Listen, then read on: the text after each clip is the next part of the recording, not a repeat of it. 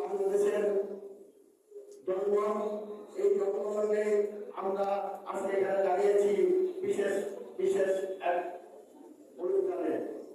অনেকেই রাজনৈতিক ভাষা বলে থাকেন দক্ষিণ পেরু, উত্তর পেরু, আমরা কেউ কেউ বলে থাকেন এইখানকার মাটি চমুকের ঘাটি, ওখানকার মাটি আর ঘাটি। এখন আবার নতুন করে শোনা যায় আরাফাত বরং আরেকটি নয়। আমি বলি আরাফাত অন্য দলের মধ্যে বিভক্তিকরণ নয়।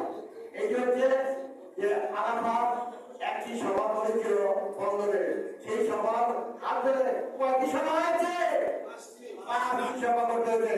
তার মানে 1:5। আমাদের আরাফাত হলো 1 আর তাদের হলো 5, 1:5। বন্দরের মাঠে মুখের ঘাটি, আমি বলি বন্দরের মাঠে মুখের ঘাটি যদি হবে তবে আমাদের মহামান্য আব্দুল রশিদ সাহেব কেন ফেল করলেন? সেখানে একটা অর্জন পাশ করলেন। তার অর্থ এই দাঁড়ায় যে আপনারা যা বলেন তা সত্য নয়, সেটা অমুকের ঘাটি সেমুকের ঘাটি নয়। আবার আমাদের কাছে এরকম অনেক পত্রপত্রিকা পাই যে হ্যাঁ আমরা ওয়ার্ড কমিটি করেছি, আমাদের মধ্যে ভুল ভ্রান্তি আছে, আমরা ভুল সংশোধন করবেন। আপনারা যে ভুল স্বীকার করবেন, এটা ভুল স্বীকার করার কিন্তু একটা আবেদন নাই। আমি দাবি রাখি এই ভুল সংশোধন করার জন্য আপনারা পুনরায় সমস্ত ওয়ার্ড কমিটিগুলিকে পুনরুদ্ধার করে, যেটা আমরা গণতান্ত্রিক প্রক্রিয়া, আমাদের গণতান্ত্রিক প্রক্রিয়া বিশ্বাস করে, গণতান্ত্রিক প্রক্রিয়া ভোটের মাধ্যমে আবার ওয়ার্ড কমিটি গঠন করা হোক, এই দাবি নিয়ে আমি আজকে এখানে বলতে চাই। আরাফাত সাহেব ভদ্রলোক, তার বিরুদ্ধে কথা বলেন, ভদ্রলোকটা এরকম হয়, ভদ্রলোকের গায়ে লাগে।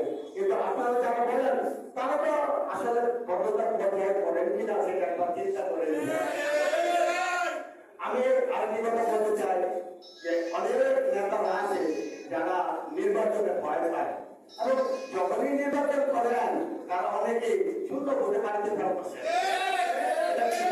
আমরা ভয় পাই না, আমরা আওয়ামী লীগের রাজনৈতিক করবে, আমরা চাই তৃণমূল পর্যায়ে যাকে নির্বাচিত করবে ভোটের মাধ্যমে আমরা আসতে চাই।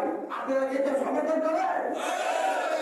আমরা চাই যে ভোটের মাধ্যমে এটা হোক। আমি আমার বক্তব্যের দীর্ঘায়িত করবো না, অনেক বক্তা আছে, তাদের বক্তব্য শুনবো আমরা। আমরা চাই মাননীয় মেয়র মহোদয় এবং আমাদের 4 আসনের স্বামী ওসমান সাহেব তারা যৌথভাবে আপনাদের নেতৃত্বে আমরা পুনরায় সমস্ত 1 থেকে 27 পর্যন্ত ভোটের নতুন করে আমরা নির্বাচন চাই এবং নেতৃত্ব দেওয়ার জন্য যোগ্য নেতা চাই। আপনারা যারা নেতৃত্ব দিতে পকেট কমিটি, এই পকেট কমিটি আমরা মানি না, মানব না।